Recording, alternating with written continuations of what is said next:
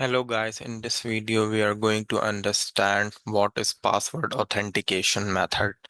So before understanding what is password based authentication method, we need to understand the concept of authentication. So authentication is the process of verifying the identity of a user or a device or a system, and it basically confirms that you are who you say you are. So, for example, if you go to any gym and they give you their membership card, and whenever you want to enter the gym, you show that membership card, and when they verify that you are what you are, then they allow you to enter gym. So, similarly, same goes for the computer systems. Whenever you want to access any information on internet, you or any application, you just give your username and password in the most common applications to enter the system, and you can access your information.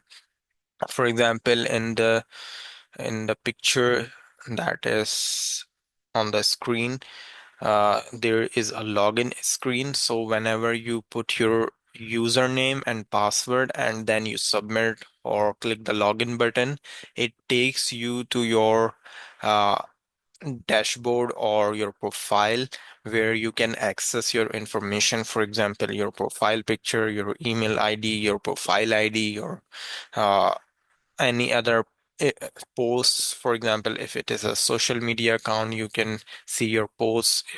If it is an e-commerce website, you can see your product and order related information there. So this is the basic example of uh, any authentication. Now, when it comes to password based authentication, what do I mean by that? So in password-based authentication method, you need to pass username and password to log in the system, and that is very easy. This is the basic thing.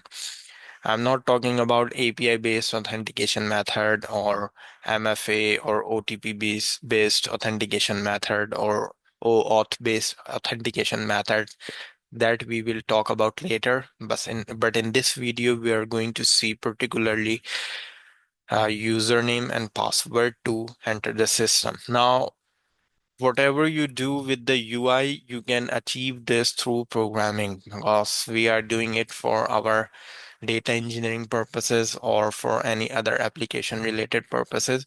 So, if we want to access any information through our programming, then you use password based authentication method if that website allows you to do so.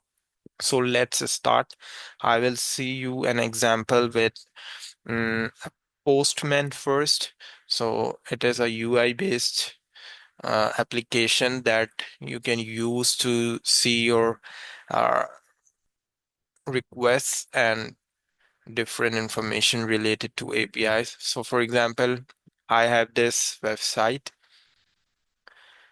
which is requires.in and API login where we need to pass only username and password. It could be email sometimes and it could be username. So it depends on what that website provides you.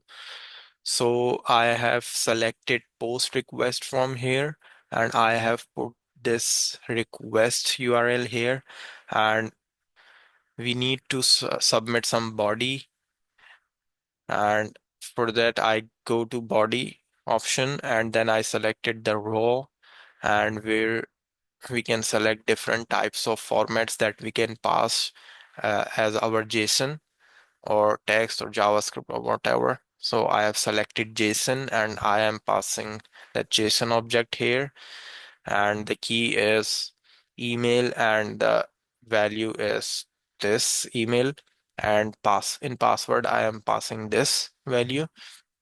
So now when I send this request, it should return us a response. So it has returned a token to us. So in this dummy website, they are returning us token that we can use for further information, for getting further information. But let me show you another example, which is now when I submit this, it should return us information. It has returned us email, password, and the ID when I submitted this information. So this is how we can get information. So now it is dependent upon which website you are accessing and which level of access on information they are providing you through password-based authentication method. Now let's see this through Python. So I have two same examples here. So I have used this requests package, and let me share the screen.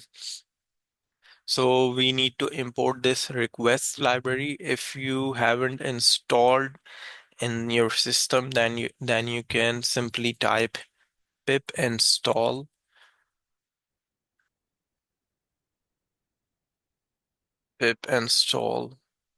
requests, and it will install this library for you, and you can import this module in your Python file.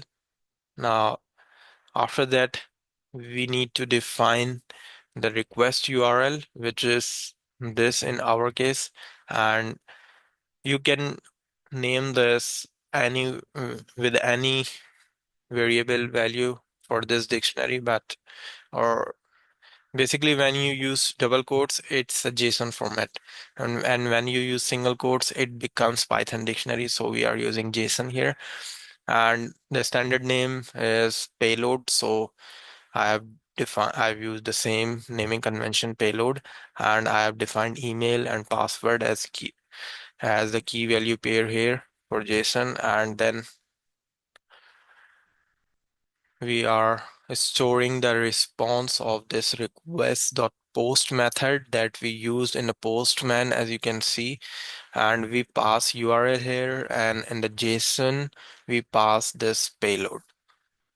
So these are the two arguments that we are using right now for our password-based authentication method, and if it returns status code with 200, that means it is successfully running. And once it is successfully running, we are getting the JSON that it returns with it. So let's run this code.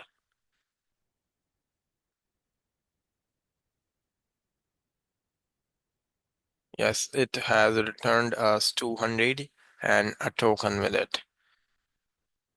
Now let's see example number 2. We have the same code here, and we have a different URL for it, different email and password for it, and we have passed URL in the post request and payload in the JSON argument, and then let's run it. As you can see, it has returned us 201.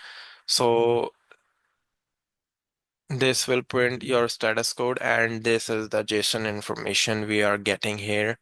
It has returned the same information, email, password, and the ID. So this is password-based authentication method. So I have used dummy websites. So if you have real websites for you, you can try, and it will return real information to your application that you can use for further processing in your application. So thank you for watching this video. If you like the video, then please click the like button and don't forget to subscribe, and stay tuned for the next video. Thank you for watching.